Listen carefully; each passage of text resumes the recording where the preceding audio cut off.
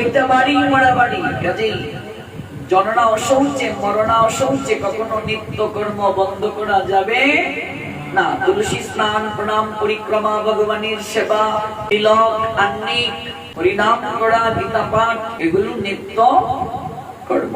আর মায়েরা যদি রজস্বলা হন, শাস্ত্র বলছে 3 দিন তাকে পতি থেকে আলাদা থাকতে হবে, আলাদা স্নান করতে হবে। 3 দিন পর স্নান করে তিনি পতি স্পর্শ করার অধিকার পাবেন। 5 দিন পর তিনি স্নান করে একেবারে শুদ্ধ হবে। এবার কারো পরিবারে কেউ নেই, এমন আছে কি নেই, এবার তিনি কি করবেন? অবশ্যই তিনি চিত্রপটে সেবা দিতে পারবেন। যারা নিত্য ভোগ লাগিয়ে প্রসাদ পান তারা কি করবেন? তারা তো ভগবানকে নিবেদন না করে আহার করবেন না। অবশ্যই তিনি তুলসী দিয়ে নিবেদন করে প্রসাদ পাবেন।